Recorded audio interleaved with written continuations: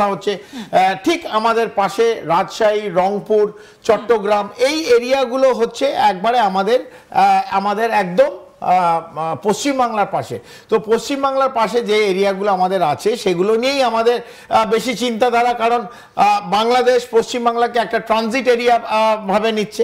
এবং ওরা যেটা ভাবছে যে রংপুর, এই বিশেষ করে রংপুর এলাকাটায় ওরা এটাকে ঘিরে দেওয়ার চেষ্টা করছে, ওরা এটাকে ঘিরে দেওয়ার চেষ্টা করছে রংপুরে।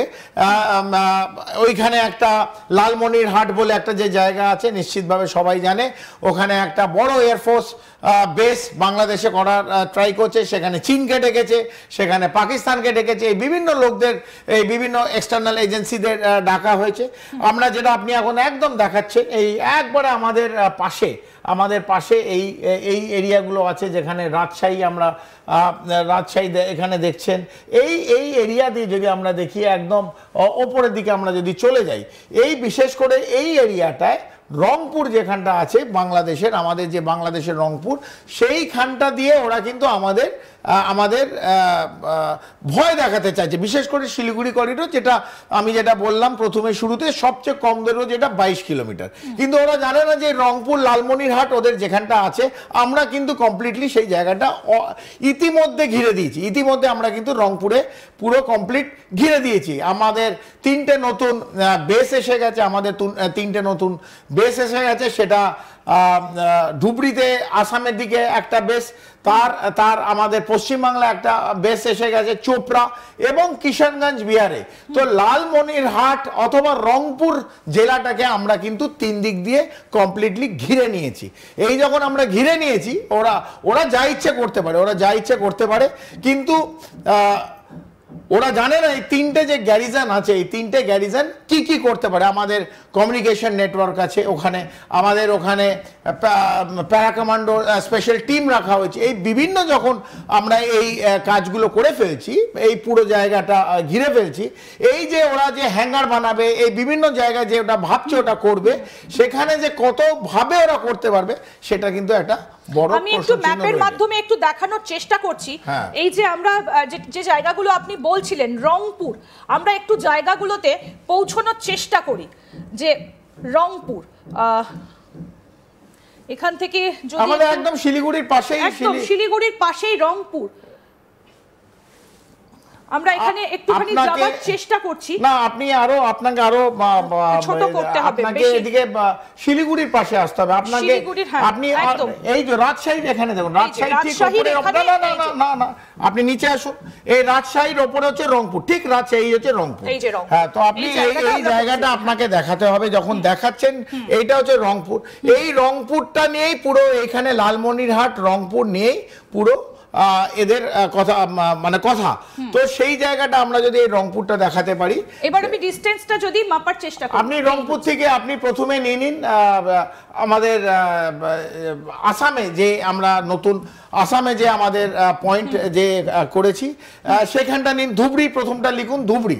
তো আসাম, এই রংপুর থেকে আমাদের প্রথম যে গ্যারিজন নতুন উঠছে ওপরে হবে, এটা একবারে উত্তরের দিকে হবে, রংপুরের দিকে হবে হচ্ছে আমাদের ধুবড়ি, যেটা হচ্ছে ধুবড়ির দিকে যাওয়ার চেষ্টা করি। হ্যাঁ, না, এটা আপনি বাংলাদেশের দিকে যাচ্ছেন, আপনাকে ধুবড়ির দিকে যেতে হবে। না, আপনি ভুল করছেন, আপনাকে উপরের দিকে যেতে হবে। আপনি আস্তে আস্তে করুন, আস্তে একদম আরো উপরে আসামের দিকে যেতে হবে, আসামের দিকে। এটা আপনি আপনি আরো উপরে গেলে শিলিগুড়ি, এইখানে আপনার শিলিগুড়ি করিডোর, এই যে শিলিগুড়ি করিডোর, এইখানে শিলিগুড়ি, এখানে আপনি দেখুন, এখান থেকে আপনি যদি রংপুর থেকে শিলিগুড়ি দেখেন, এটা হার্ডলি অ্যাবাউট 130 কিলোমিটার। আরও তার পাশে লালমনিরহাট, ঠিক তার নিচে আমরা এই চোপড়ায় করেছি, হচ্ছে চোপড়ায় আর একটা মিলিটারি আমাদের ক্যান্টনমেন্ট, ওখানে চোপড়ায় এসছে। আর একটা আপনার এসছে এই কিষানগঞ্জ। তো আপনি এখান থেকে কিষানগঞ্জ নিন, এই যেখান থেকে আপনার রংপুর থেকে একদম কিষানগঞ্জ নিন। এটা 139 হার্ডলি কিলোমিটার, 140 কিলোমিটার, একদিকে 140 কিলোমিটার, ওইদিকে 100 কিলোমিটার, চোপড়া 80 কিলোমিটার। তো 3 দিক দিয়ে কিন্তু আমরা অলরেডি এদের ঘিরে আছি। সেই জায়গাটা যদি অবস্থান আমরা দেখতে চাই, অবস্থান আমরা দেখছি যে যদি বাংলাদেশ ভাবে যে আইএসআই এবং আইএসআই দ্বারা অথবা চীনের দ্বারা তারা একটা বড় হ্যাঙ্গার বানিয়েছে, কিছু প্লেন রাখবে এইখান থেকে, এই অবস্থান যদি ওরা দেখে এখানে বিশেষ কিছু যে ওরা করতে পারবে সেই জায়গায় নেই। হয়তো যে হ্যাঙ্গার বানিয়েছে ওরা দেখবে রাত্রির বেলার অন্ধকারে ওই হ্যাঙ্গারটাই হয়তো থাকবে না।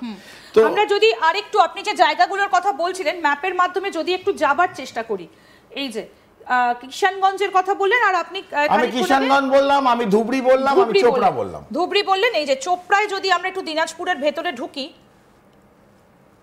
এই দিক দিয়ে যদি একটু ঢোকার চেষ্টা করি, চোপড়ার দিকে এই দিকটাতে আসবে। আমি একটু এখান থেকে আমি একটু প্রোডাকশন টিমকে বলবো যে চোপড়ার জায়গাটা যদি ম্যাপের মাধ্যমে এখানে একটু আসা সম্ভব হয়, আমি একটু এই জায়গাটাতে আসার চেষ্টা করব।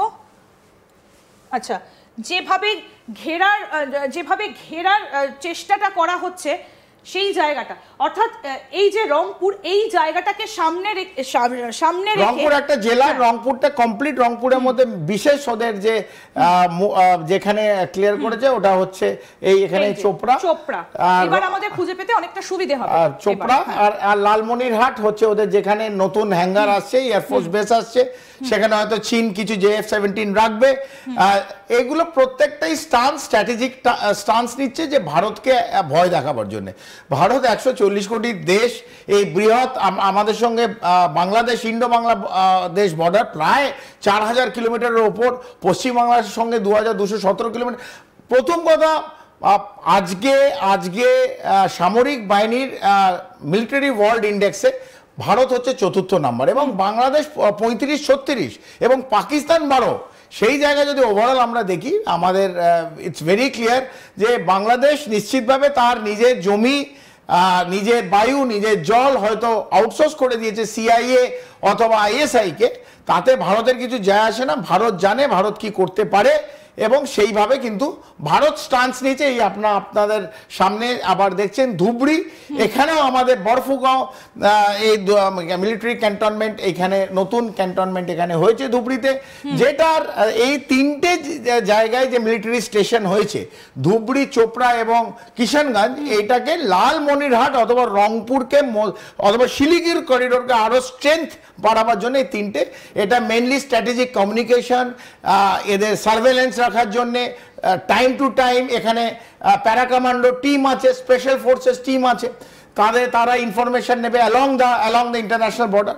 যেখানে দেখবে বাংলাদেশ অথবা ASI এমন কিছু নাশকতা ছক করছে, সেখানে কিন্তু এক মিনিটে তাদের যা করার দরকার, ভারত যেটা করার দরকার, নিশ্চিতভাবে দিল্লি সেই স্টেপ নেবে।